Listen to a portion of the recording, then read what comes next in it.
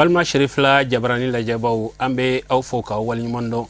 aw munu sogolen banna Sherifla Jabrani sanfɛ jamana in kono jamana in kokan amba ɲina Allah subhanahu wa ta'ala fɛ ala ka kisi anaka hina anaka barka jidile ala ka o kɛnin aw bɛɛ lajɛlen kan aw bisimila aw ka jɛmukan kɔnɔna na n'o ye spécial haji ye yani an ka tɛmɛni kɔrɔfɔw ye an bɛ foli ani wali ɲuman dɔn an b'a ta ka ɲɛsin an ka sababu ɲuman ma n'o ye a seyidi Sheru Usman Madan Haidara ye alamisa tɛmɛnen n'o bɛnna utkalo tile 16 ma san 2018 agence voyage Sherifla a ye a ka hijidenw fara ɲɔgɔn kan walasa minasigi min kana ka kɛ a kana ka kɛ kicogoya minnu na ani kunnafoniya minnu bɛ taama sira la walasa ka se ka ɲɛfɔli k'u ye Buya Kulibali Fatumata Jaabi olu bɛ walawalali k'a ɲɛ kan. أعوذ بالله من شر الشيطان اللعين الرجيم بسم الله الرحمن الرحيم والصلاة والسلام على أشرف المرسلين إمام المتقين وقدوة الزاهدين وعلى آل بيته الطاهرين المعصومين وعلى صحابه ومن تبعهم بإحسان إلى يوم الدين آمين. Ambaden Sherifla TV lage wa ambo funi ko wale nyumando au minu sokole mbana ni wakati na kabini maliko na fo maliko kan. Agence Sherifla gidu anata madeu ka kon u ka minata nye u ye lajɛlɛ belebeleba dɔ boloda u ka taamadenw ye mɔgɔ sɔn k'u kunnafoni ani k'u ladɔnniya minasigi kɛcogoyaw an'a lahalayaw la mɔgɔ min kun b'o kɛnɛ in kan ka ɲɛfɔli ni walawalali k'u ye o kun ye Ustaz Alhaji Lakota Jabate o kɔfɛ hijidenw y'u ka nisɔndiya jira an ye min sɔrɔ la ni aw ka jɛ an k'u seereya. Assalamu alaikum wa rahmatullahi ta'ala wa barakatuh. Ame ala tanu ka ala tara barakala bi wuladaina min bɛna alamisa don o tile bani ma n'o ye jumasu ye halisa an b'a ɲini ala fɛ ji to ala k'a nɔgɔya o la n badenw baara o baara n'a bɛ fɔ k'a bɛ kɛ magan kɔnɔ yan a baara kɛcogo kan k'a fɔ aw ye komi an karamɔgɔ a ye layilu di ala ma cogo min na karamɔgɔ n'o ye Sherifu Madan Haidara ale tun bɛ na ni mɔgɔ ye magan yan a tun bɛ na ni mɔgɔw ye magan san caman a ye mɔgɔw ye lihalaw la lihala minnu n'a cɛjuguyara kosɛbɛ a ko ala n b'a ɲini fɛ ka se dun ma ka se kɛ n ye n ka agence dayɛlɛ walasa mɔgɔw ka nafolo kana kɛ nafolo tiɲɛni ye u ma ka sɔrɔ u nata ye hiji kɛli ye ala fana sɔnna ka an karamɔgɔ dɛmɛ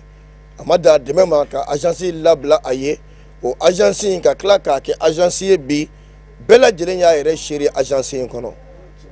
karamɔgɔ Haidara ye min fɔ n kan t'o ma salo mɔgɔw ye min fɔ n kan t'o ma mais e yɛrɛ nana ɲina e ye min ye o de ye lakali ye mɔgɔw ye min fɔ n'i y'o fɔ i bɛ nkalon tigɛ salo maaw y'a fɔ ta i bɛ nkalon tigɛ Haidara yɛrɛ ko anw ma ta ala o bɛ to yen mais e yɛrɛ ye mun ye o de ye tiɲɛ ye o de b'a jira k'a fɔ an karamɔgɔ n'o ye Serifukɛ ye a ye layilu min ta ala bolo tiɲɛna a dafara k'a ta an bɔra Bamakɔ karamɔgɔ nana ka na sigi aw yɛrɛ bɛɛ cɛla Bamakɔ a ye kuma o kuma fɔ aw ye dakuruɲɛ kelen a bɛɛ kɛra a ko he ne ye layilu ta ni ala cɛ nka aw ka bila nin baara Ali Jabate Buna a bɛ taa Isa a ye wuli a ka taa baara kɛ ni mɔgɔ ye depuis mɔgɔ kelen fo ka na kɛ mɔgɔ fila ka na gidi kɛ bi fɔ mɔgɔ 10 ani kɔ cɛw b'a la musow b'a la ni ala tɛ mɔgɔ se ka nin kɛ a ye fɛn fɛn fɔ an ye an y'a bɛɛ ye ni an bɔra Bamakɔ ka na se Madinɛ a ko cogo di ko a y'a janto wari la a y'a janto a ka wariw la karamɔgɔ ye nin fɔ a ye ka caya ko a y'a janto a ka nafolo la min bɛ nafolo kura bɛɛ a bɛɛ y'a ye sa dɛ aw kana sannibaw kɛ Madinɛ a ye magan kɔnɔ magan minɛ ka ca Madinɛ ta ye ni can o can tɛ a b'o kalama sa o tɛmɛnen ko fɛn dɔw bɛ Madinɛ o ka gɛlɛn ka tɛmɛ magan ta ye ni can o can tɛ a b'o kalama sa o alhamdulillah tuma min n'an na se Madinɛ an bɛna bɔ Madinɛ tuma min na tuma min aw kɛlen ka kira ka yɔrɔ baw ye kuma dɔw de bɛ yen adamaden fɔtɔ i bolo n'i ma farati lamɛnbaa b'a fɔ k'i ma foyi kɛ e fɔtɔ maaw bolo Madinɛ kaw don kira ka sahabaw don e baro kɛtɔ i bɛ mun fɔ i ye mun ye Madina n'i ye fɛn dɔ fɔ k'i y'o ye Madinɛ ka sɔrɔ o yera maga de ye o ye lɛbuba ye an tora Madinɛ tuma min n'an sera Madinɛ k'a daminɛ kira ka juma misiri la misiri fɔlɔ Kuba Kiblate ni Saba Masajidi Jabal Uhud Bir Uthman ani ka se Abakari ka so ni misiri jɔlen bɛ yen Umar ka so ni misiri bɛ yen Ali ka so ni misiri bɛ yen Alakamama kaba sen yɛrɛ nana ka na fara o kan misiri min na ni a yɛrɛ ɲɛ dar'o kan nin bɛ min nin bɛ Madina kira kaburu Madina Abakari kaburu Madina Umar kaburu Madina Bakiya su 10 ani kɔ a bɛɛ dalen bɛ Madina nin ye Madina bannen ye pewu nin fɔra aw ye cogo min Haidara fɔ ko a b'a bɛɛ ye a yɛrɛ wa a ma ye a yɛrɛ kɛra o seere tuma min na an bɛna bɔ Madina o kila ka na jɔ k'a fɔ a ye ko an bɛna umra kɛ fɛn saba de tun bɛ an bolo umra kan a bɛ fɔ dɔ ma hiji fɔlɔ dɔ ye ko ifrat ifradu ye mun ye kana sunkalo fɛnɛ kana umra kɛ ka segin ka taa Mali la ka tila kana hiji kɛ hiji kalo o ye ifradu ye anw m'o kɛ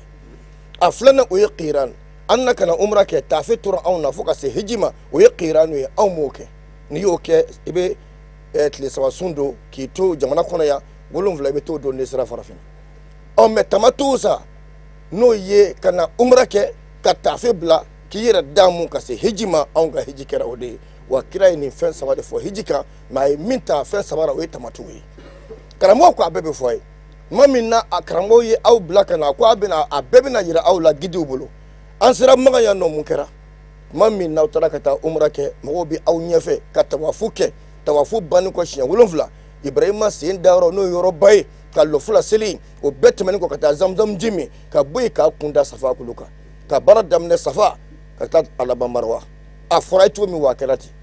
o tɛmɛnen kɔ o banni kɔ ka sɔrɔ ka dɔ bɔ a kunsigiw la ani sɔnibaraw la ka sɔrɔ ka taa ɲɛ da kira yɛrɛ ba y'a bange so min na n'o ye Baitul Maka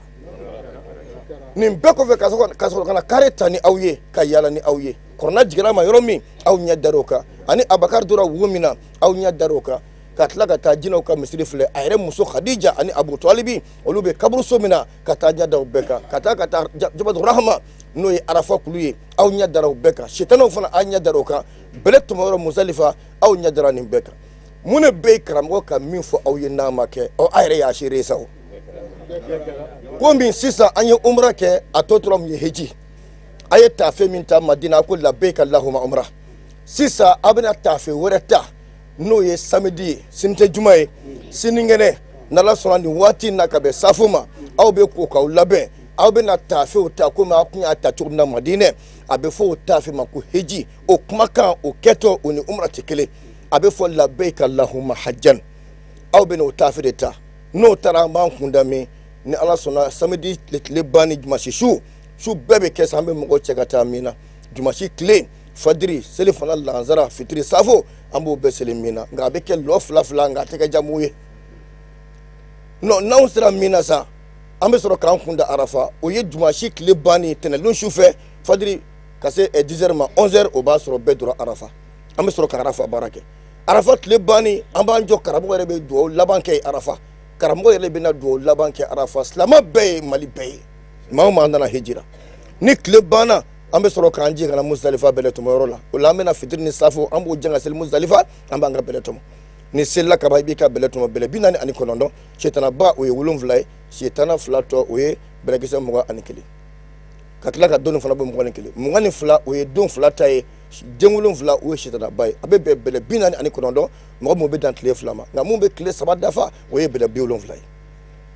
n'aw bɛna taa min na est-ce que an bɛ se k'aw bila ka taa ten n'a ma kuma n'a ye wa olu kosɔn agence directeur n'o ye Ali Sidibe n dɔgɔnin don o bɛɛ n'a ta an y'a yira Ali la k'a fɔ Ali nin mana kɛ bonya o bonya ye ni ɲɛmɔgɔ bɛ ko in na e de y'a ɲɛmɔgɔ ye ni bɛn tɛ ko o ko la o tɛ taa ɲɛfɛ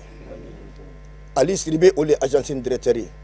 ka ne da o kan an dara ɲɔgɔn kan nin cogo in na fo ka taa se mɔgɔ laban ma nka an bɛɛ ye baara kɛra agence in kɔnɔ karamɔgɔ ye lahidu min ta a tɛ tiɲɛ dɛ a bɛ dafa de hali ni anw m'an ɲɛ a bɛ na ni mɔgɔ wɛrɛw ye u b'a ɲɛ ka tɛmɛ anw kan Ala b'a dɔn o tuma ni anw taara Mina arabu an ka maktab n'o ye arabu ye u y'a jira n na k'a fɔ u y'a yira k'a fɔ n'anw taara Mina an ka kuma ni aw ye kuma bɛ kɛ n'a ye cogo di a bɛ ɲini taamaden bɛɛ fɛ sitana bon an ka taa jamakulu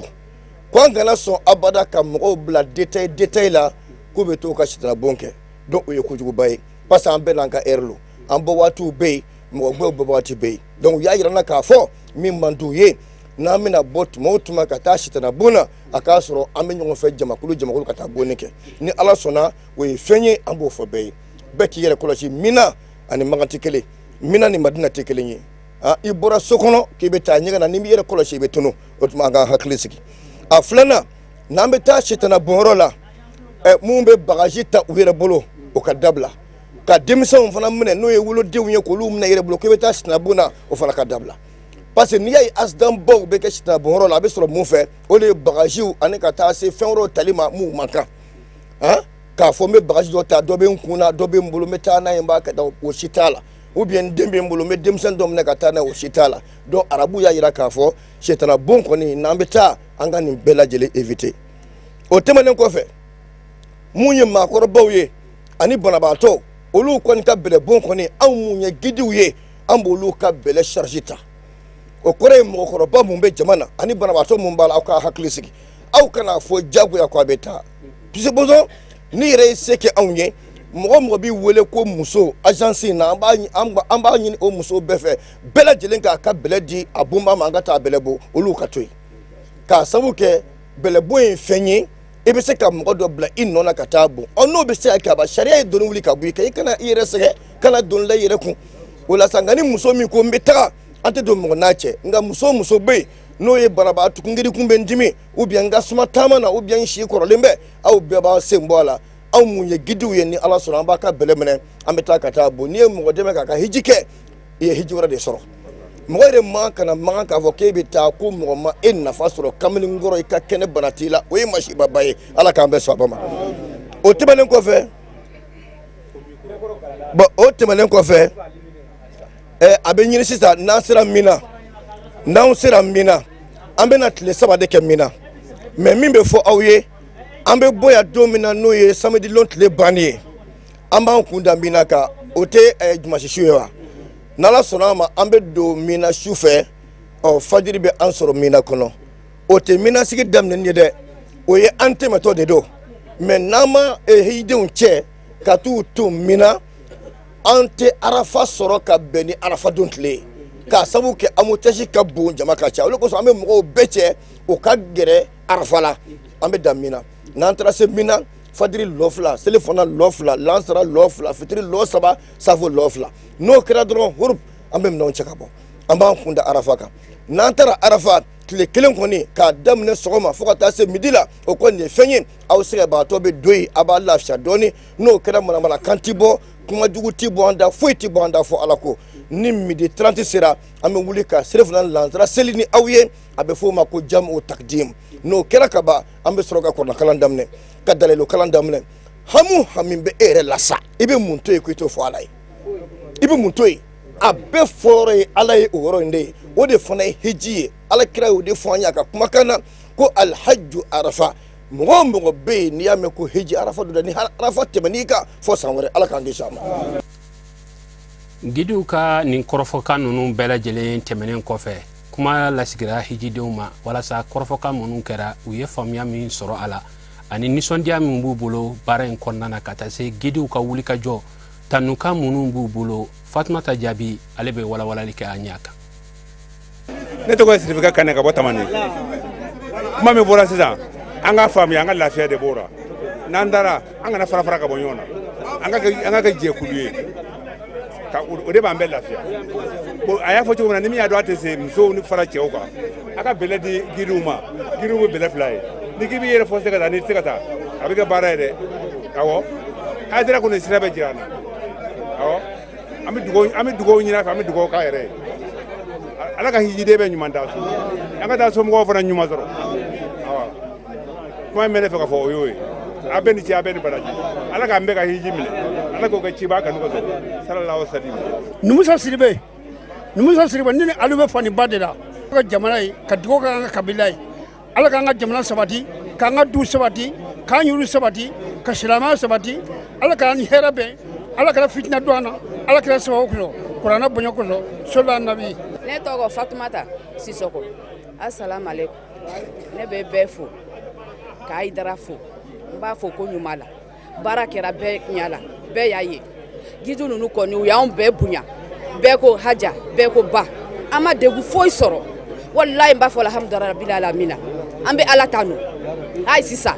a ka hiji kɛ ko ɲuman d'aw ma ka taa fanga d'aw ma n bɛ ala deli an ni ɲuman nana an ni ɲuman ka segin ka taa so ka taa an ka denbaya sɔrɔ ala ka kɛnɛya d'an ma ala ka sɛrifu fani mɛn an kɔrɔ ala ka si d'an ma gidu ninnu fani ala ka fɛ u ka baara taa ɲɛ ala ka baara bɛɛ nɔgɔya u y'an bonya ala fani ala ka u bɛ fɛn fɛn ɲini ala ka nɔgɔya u ye bonya de kɛra anw na yatɛ walayi n b'a fɔ ne t'a dogo bonya kɛra yɛrɛ gidu ninnu bɛɛ u ye baara kɛ mɔgɔ si ma ɲɛ kun b'an kɔrɔ ka taa musomani cɛ bɛɛ ne ba mun bila ne ba kɛra cogo di wallahi bunya de kɛra anw da a bɛɛ ni cɛ ni baraji alhamdulillah en yetti Allah en wari en Bamako warɗen jippiɗen Madina joɗɗe annabi sallallahu alayhi wa sallam hono te hanɗen yahde on e cuuɗi masjidil Kuba en fof kañum e hono wiyete misidaji jeɗɗiɗi en fof en yeehi ɗum kañum e misidaji ɓey ɗiɗi ɗin du en yeehi ɗum so gonga ni yimɓe haydara ɓe tinnike e meɗen ɓe walli en yo Allah walluɓe alhamdulillah en iwi Madina do en wari Makka en naati suudu kabdu en wangi ke alhamdulillah fa hanne en yatta Allah yo Allah hokku en cellam yo Allah hokku en bawɗe mum yo Allah hokku en darja mum yo Allah welni en hoore yo Allah ɓe ɓooyuno haydara dow yeeso meɗen yo Allah ɓeeɗo yeeso meɗen yo Allah niituno o lara meɗen yo Allah niituno o lara meɗen yo Allah yoɓo o hono sukaɓe makko taalibaɓe jokkitiɓe en ɓen ɓe tinnike albarka me e kamɓe e tiyaɓe Allah sow baraji ɓe wojjina guite me e ɓe haɓa e goɗɗo fuu jokay haala tan ɓe hannata jonno sagu Allah sagu alsilami fuu min jota alsilami min jota sukaɓe haydara en ɓen du albarka me e fa hanne Allah towon dina Allah horma salatu nabi sallallahu alaihi wasallam assalamu alaikum mbarma dune muy goma dun goma no mutu Alhaji Berti karmo aidaro yashya ma shya ko se mangara kente ma kishi mangara latan mangara kuwazibe mangara gasira fo mo e ka mo aidaro nyawa mangara senje nya ko ngasmani fo senjere depuis a commencé me bobo ko me na Madina me na ma sawo ma barika mu hero yere ye lori jo mo go nyawata nyunyo fa anadura jidire mu dazira baro sapa ele kilo kabula kwa zimwa ya lada kwa yo sapa kwa zimwa yo saba bo ka bo aidaro ma sha ko se ma kende mbayo sha mangara ja anki mangara kuwa zibe mangara gasira fo mangara tarafo mangara musutra mangara labo rugobe mangara gasira fo bakasuma aidara do abota mani don ni muri boy abi bo grana almamido mamba fe ka fu parce que anana dine kono anana ala don kono anana islamay kono o fe kan kramo fana fo ni ala ka deme donc kramo yimara ni dantara na abe ala ne kra don katla ka dine don ka sabali ka jemara ka don ni de sra ka sra de mora chembo ko bi ambe chemen ko be no yo shifno madan haydara to amba fo ka waliman don ala ka nasara ala ka here kan nay ambe dina sala min ala ka jinatika no wanama ala ka nasabati aka dwane juguche amanga jamana ala ka shuma ka shini kana danga jamana ma ka longo ma dama andana hamina adogol na bangna ala ka bedla munu masega se anu ka hamu blan fe kan yani ala ka bedla ako ga kalo bayira bonya koso ankara mo barka koso jaran bonya koso kwandere barka koso sallallahu rasulullah yo tomada nula alhamdulillah rabbil alamin awa nyuhundi ma kan nungi wayu ngo khay sinam be haydara ham yo may bi bo ngora nyuhundi ma kan nungi mbari ki bomako incho haydara ja nga fala yanko mbay bomako nga to Madina nga fala yanko mbay Madina mbe Makka nga fala yanko haydara moge giro shin khayinga girsi de kunu ya shin khayinga ngojo nga haydara yim moge shianga ala ngina limay yina go yi khay ala ngina barki loyno ala ngina jida ma khay kinno mo jida ala khayna khala fa ndamo la harma اللهم صل على سيدنا محمد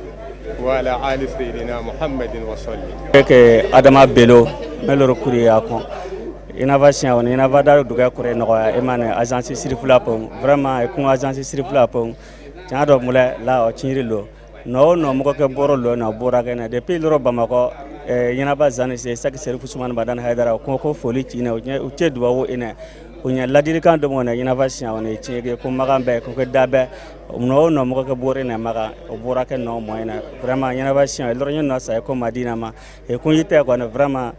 no no mo ke bore na yana va mo ke jiri chogo chogo bora ke mo jire chogo ya ina yana va sian e ma ko ne hakili we pon yana va jire ke mo ka yana va sian jiri yana va kane sana biyo de mo na ko de ga yana va da kore no ya o mo na yana va da kore no ya mo na batuli ya va chi ke mo va de sababu bani e mo na va here mo na va sababu bani sak serif Usman Madan Haidara va do kisi va do tanga do demba ya mo de mo so salama mo dam sardini international la mo do wo mo na alhamdulillah ne tɔgɔ ye Tijani Togora Sikaso quartier Wayirmade Juma Misiri Alimamiyele o la alhamdulillah n bɛ Ala tanu ka barika da nin kɛra kabakoba ye ne yɛrɛ fɛ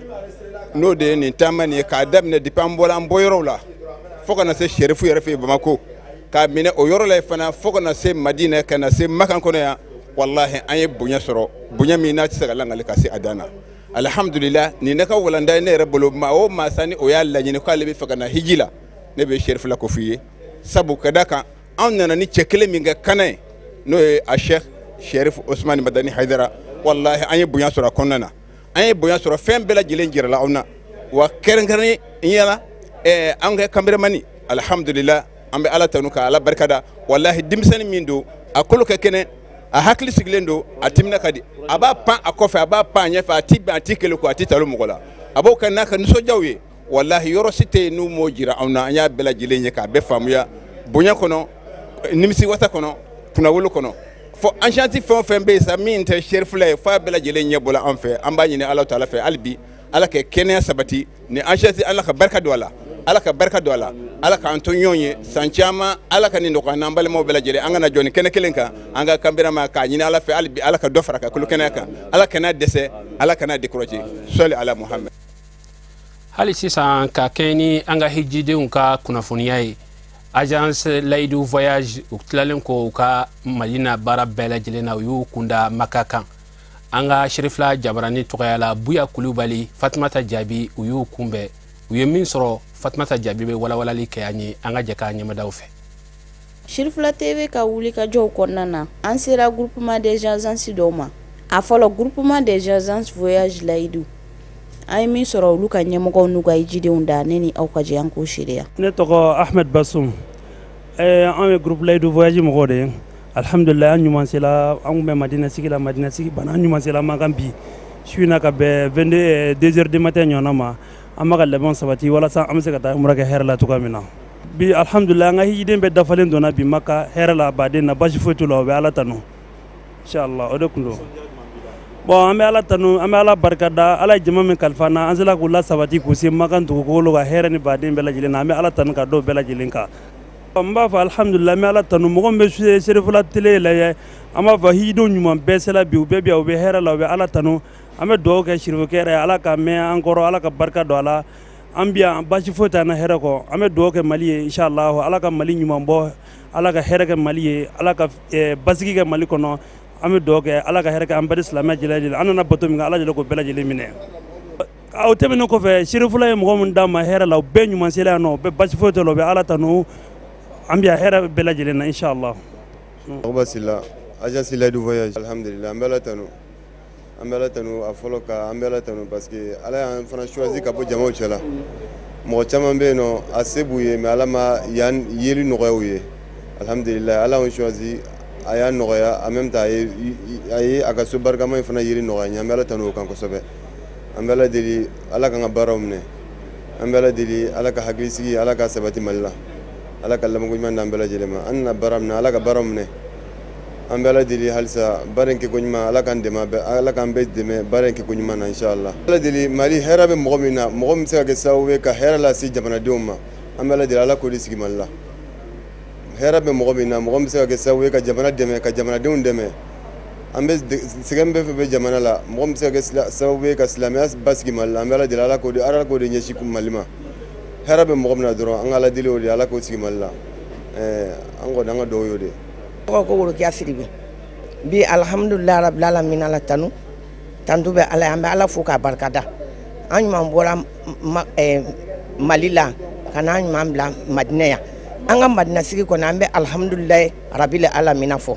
an ma kɔngɔ an ma minɔgɔ foyi m'an tɔɔrɔ yan nɔ an ma bana an ma foyi an bɛ taa misiri la simplement an bɛ na simplement Layidu kɔni an b'a fo k'a tantu k'a barikada foyi m'an manqué an ma manqué foyi la ala yɛrɛ ta kɔ an b'ala fo k'a barika da ka layidu voyage ka mɔgɔw bɛɛ lajɛlen fo k'u barika da Amadou Bassirou an b'a fo k'a barika da ala ka san caman yira la ya rabi Allah san caman bɛ ala bolo ala ka yira la ala ka iji ala ka bɛɛ minɛ ala ka bɛɛ minɛ iji ko simaya ala ka dan bɛɛ ma ala ka kɛnɛya da ni silamɛw ma assalamu alaikum Aïssata Koita bon mere jota yimɓe leydu voyage fou Amadou Bassirou e yimɓe mum gila me iwi Mali fa Madine me yolbay me ɗonɗay me waɗɗano misire ɗum meɗen jaa misire meɗen ngara joni ɗum me fewti makka du mene defta Allah yalla hono ko Madine ko mere heɓa ɗo makka ndu meɗe barkina Amadou Bassirou meɗe barkina leydu voyage meɗe naara malien fou wara e leydu voyage goto fou nimsite goto fou waɗi content leydu voyage men jolbay me ɗontay araba tɛmɛnen n'o bɛnna utkalo tile 15 ma san 2018 ajansi minnu bɔra mali kɔnɔ u bɛɛ lajɛlen ye ɲɔgɔn sɔrɔ sherifla ajansi ale jabala la walasa ka hakilina falen kɛ ani ka fɛɛrɛw sigi ɲɔgɔn kan baara tɔw u bɛ se ka boloda cogoya minnu na a kɛnɛ kɔnɔ délégué général ani superviseur général kun b'a a kɛnɛ kɔnɔ walasa ka se ka baara ninnu lajɛ u bɛ ka kɛ cogoya minnu na Buya Kulibali Fatimata Jabi olu ka sɔrɔlen. Commission des agences privées du Mali o ye jɛkulu ye min ye Mali agence privée bɛɛ faralen ɲɔgɔn kan n'u ka wulikajɔw bɛlen bɛ mun kosɔn izidenw bɛ se k'u ka izi kɛ nɔgɔya ani lafiya la ka bɛn arabadon ma utukalo tile 15 san 2018 u ka ɲɔgɔnye sabanan kɛra agence Sherifula Jabala la min kun bɛ tali kɛ délégué généralu ani superviseur généralu kan mun kosɔn ale bi izidenw bɛ se k'u ka izi kɛ nɔgɔya ani lafiya kɔnɔna na ay mi sɔrɔ kɔnɔna na ne ni aw ka jɛ an ko seereya. Tɔgɔ ye Abdulkarim Sako ne bɛ agence Amazer voyage de la voilà alhamdulilayi rabbil alamin bi ɲɔgɔn ye hɛrɛ de don sabu a bɛ taa agence yɛrɛ ka ɲɛtaga ani agence ka baara tɛmɛcogo ɲuman bi ɲɔgɔn ye tun bɛ ka boli o de kan surtout mɔgɔ minnu bɛ yen ni o bɛ retard la o ka wari sarali la. Donc o y'a ɲini k'a fɔ mɔgɔ minnu tɛ jour la bɛɛ lajɛlen ka jija e k'i ka wari sara walasa mashayiru minnu n'o ye Mina ani Arafa olu tantanw sɔrɔli ani o dumuniko ni fɛn ninnu o bɛ se ka nɔgɔya cogoya min na bi tɔnsigi kun bɛ bolila o de kan wa tɔnsigi in kɔnɔna na fɛnɛ nafa caman sɔrɔla la sabu agence kelen kelen bɛɛ lajɛlen ye e yɛrɛ ye dugalen na k'a fɔ e bɛ lahala min na. Donc ni min ye a sara cogo la o kumana na e ni bonya min ka kan o bɛ lase ma ni min fɛnɛ ma sara a sara cogo la e kan ka ɲagi cogo min na o y'o ɲagi cogo fɛnɛ fɔ k'a fɔ ni ma sara a sara cogo la min kan ka kɛ o y'o fɛnɛ fɔ donc bi tɔnsigi tun bɛ ka boli o de kan e ka kumakan laban ye min ye o de ye an bɛ superviseur général an b'a fo a ka nin hakilina ɲuman na ka agence bɛɛ lajɛlen fo ka foli kɛrɛkɛrɛnlen fɛnɛ k'o di TV Sherifula ka foli kɛrɛkɛrɛnlen di o ma ani a baarakɛlaw bɛɛ lajɛlen a n'a sinsinbaga ka foli di a bɛɛ lajɛlen ma ala ka san wɛrɛ yira anw na baara in ala k'a kɛ ala kama baaraw ye o kuma an bɛ se ka kuma min fɔ kuma ka laban na o de filɛ nin ye wasalamu alaikum wa rahmatulahi wa barakatuh. Ne ye Modibo Tarawele ye ne ye Arahamatulayi voyage hinɛ taama ne y'o gérant ye. Ne bɔra Mali la n bɔra Bamakɔ alhamdulilayi i ye ɲininkali min kɛ nin diyara n ye an bɛ se k'a fɔ nin ye koba ye tiɲɛ yɛrɛ la fɛn min ni a kun famana ka kɛ nka alhamdulilayi rabbil alamin an ni délégué général ani superviseur général an n'u sigira association fɛn o fɛn n'o bɛ hiji organiser la n'a agence bɛɛ groupement bɛɛ a ɲɛmɔgɔ bɛɛ an sigira faamuyabaliya dɔ de tun bɛ an ni Magan hiji baara ɲɛmɔgɔ olu ni ɲɔgɔn cɛ o faamuyabaliya in sabu ɲina kota min dira Mali ma jateminɛ y'a ye k'a fɔ kota in a bɛɛ ma se ka kɛ arabuw ka jate la wari de ma sara sabu hijiden minnu ma sɔrɔ y'a dɔn minnu mana olu ka wari kɔni tɛna na se ka sara o faamuyabaliya tun bɛ yen nɔ mais lakika yɛrɛ la dɔw bɛ yen nɔ minnu ma wari fana sara a fɔra de ko bɛɛ k'i ka wari sara o gɛlɛya min tun bɛ yen nɔ parce que mɔgɔ dɔw kun balila ka baara dɔw kɛ i n'a fɔ minnu ye VIP ta a fɔra k'olu tɛ se ka VIP organiser ko tant que wari bɛɛ ma sara an ko o ye fɛn ye min tɛ se ka bɛn mɔgɔ min e ka doni mɔgɔ wɛrɛ t'o ta i ye dɛ i fana tɛ walidoni ta maa ti don kaso la maa nɔ na minnu ma wari sara a fɔr'u ɲɛna u ka wari in sara teliya la yanni sinikɛnɛ cɛ tile damadɔ de dir'u ma u ka wari in sara yanni an bɛ taa hiji la sabu sa bɛ siran a fagabaga bɛ siran bon en tout cas sigi in kɔni kɔnɔna na kɔni an ye fɔ ka bɛn kɛ bɛɛ y'a faamuya an kun jatigɛra ka se yɔrɔ min na an y'a sɔrɔ a ma se o yɔrɔ ma sabu depuis kunasini ni kibaruya in dira an y'a ye k'a fɔ mɔgɔ caman kun taara déjà ka wari in sara donc mɔgɔ minnu ma wari sara o de ka dɔgɔ bi agence damadɔ de bɛ yen nɔ minnu m'a sara an hakili la a fɔr'u ɲɛna ko tile 2 b'u bolo u k'a sara teliya la walasa maa si kana tɔɲɔ mais an ye min fɔ ka gɛlɛya o ye minnu bɛ VIP organiser ni u y'u ka wariw sara juru foyi t'u la an ti jɛn n'a ye fiyewu olu ka baara ka tiɲɛ k'a sababuya kɛ mɔgɔ damadɔ minnu ma wari sara an kɔni an y'o fɔ k'o gɛlɛya délégué général a fana ye layidu ta an ye k'a fɔ ni ala sɔnna a ma u b'o cogo bɛɛ kɛ walasa olu ka baara bɛ se ka kɛ walasa welekan laban min bɛ n bolo o ye anw agencew an ka sabali an ka baara in kɛ tiɲɛ kan sabu n'a ma ɲɛ i ye hijidenw ka wari minɛ ka ban u ka hakɛ bɛɛ bɔ i k'a di e bɛ lafiya hijiden bɛ lafiya minnu yɛrɛ bɛ hiji baara kɛli la yan nɔ jamana kan Makan jamana kan yan nɔ olu fana bɛ lafiya o de b'a to hali san wɛrɛ gɛlɛya caman t'an sɔrɔ n'i y'a ye arabuw ye fɛn caman don hiji baara la a dɔ bɛ anw yɛrɛ la o parce que mɔgɔninfin n'i ma tilen bere bɛ ta i ka do n'i tilenna dɔrɔn ko bɛ nɔgɔya i bolo de o tuma an bɛ min ɲini an fɛ an ka kɛ ala kama an yɛrɛ ka tilen an ka wajibiya dɔw kɛ an yɛrɛ kan an kana to kuma bɛɛ mɔgɔw ka na k'an wele de a ye n'a kɛ a ye n'a kɛ a ye n'a kɛ an yɛrɛ ka fɛn dɔw kɛ sa an b'a dɔn k'a fɔ an y'a wari minɛ baara bɛ kɛ sira min fɛ an k'a ko la n'an y'a ko la dɔrɔn an bɛ lafiya n bɛ min fɔ mɔgɔw ye o y'o de ye alhamdulilayi rabbil alamin an kɔni bɛ min fɔ hijidenw ye bɛɛ k'i hakili sigi ni ala sɔnna a ma ɲinan hiji alhamdulilayi ala bɛ sɔn ka an dɛmɛ a ka tigɛ hɛrɛ la inshallah an b'o de ɲini ala fɛ ala kan an nana cogo min na hɛrɛ la an ka hiji ala k'a to an ka baara kɛ hɛrɛ ni baden na an bɛɛ ka segin k'a sɔrɔ gɛlɛya tɛ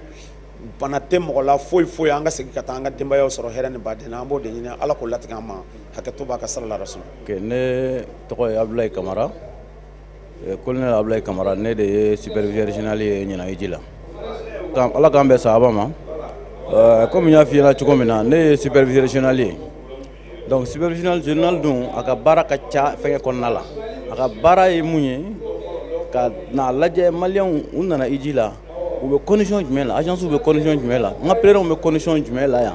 est ce que u bɛ condition ɲuman na wa u bɛ hébergement ɲuman u bɛ siyɔrɔ ɲuman na wa u bɛ dumuni ɲuman sɔrɔla ka dun wa est ce que gɛlɛya bɛ agence fana kan mun bɛ se k'a to n'a bɛ jouer hijidenw ka hiji kan donc o de nakun ye n'u ka sigi an ka kuma an ka hakilina di ɲɔgɔn ma k'a lajɛ an ka hijidenw bɛ laboloya fɛngɛ mun na labolo mun na fɛngɛ la hiji la yan nɔ di bɛ se ka ɲɛ u bolo cogo min na u bɛ se k'u ka fɛngɛw kɛ siriw ni fɛngɛw kɛ cogo min na lafiya kɔnɔna la o de nakun ye n'u ka se an ka kuma an ka gɛlɛyaw dɔn u ka gɛlɛyaw ɲɛfɔ ɲɛna an k'a dɔn mun don an bɛ se k'a minɛ ni bolo min ye hakilina na an bɛ jɛ k'a minɛ n'o bolo ye alhamdulilayi rabbil alamin sigi in y'an nafa a y'an nafa ka da ko caman kan parce que gɛlɛya fɛn fɛn bɛ mun fɛ o y'o gɛlɛya fɔ mais alhamdulilayi rabbil alamin an y'a ye k'a fɔ vraiment bi an filɛ yɔrɔ min na i ko bi alhamdulilayi an ka hijidenw u bɛ bolo ɲuman kan u bɛ bolo ɲuman kan u ka yɔrɔ caman alhamdulilayi u ka siyɔrɔ ɲumanw b'u bolo u ka dumuni ɲumanw u bɛ dumuni ɲuman sɔrɔla ka dun u bɛ k'u ka tawafuw n'u ka fɛnw kɛ normalement alhamdulilayi bon welekan min bɛ n bolo ka ɲɛsin u ma n b'a yira agencew la vraiment halisa u ka dɔ fara cɛsiri kan parce que a sababu yɛrɛ ye jumɛn ye hijiden ninnu bɛ se ka lafiya cogo min na maliyɛnw n'u b'u nana hiji la n'u ka wariw bɔ ka na ko min na ala ɲini na u ka bila conditions na u ka se k'u ka fɛngɛw kɛ alhamdulilayi rabbil alamin na lafiya ni fɛn caman kɔnɔna la i y'a mɛn degun kana u sɔrɔ u ka fɛngɛ la donc n b'o de ɲini agencew fɛ u k'u cɛsiri halisa baara in bɛ se ka nɔgɔya hijidenw bolo cogo min na o de tun ye n ka fɛngɛ ka lase. ne tɔgɔ Ibrahim Diaby délégué général du Hajj 2018 to la bi fara kan kun ye min ye o de ye hali bi an ye dɔɔnin kɛ hiji tagama la mais tagama belebele bɛna daminɛ sisan n'i ye Mali hijidenw lajɛ à peu près n'i y'a sigi tuma o tuma 100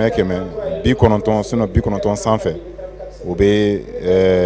agence privée bolo donc a ka kan tuma bɛɛ baara kɔnɔna la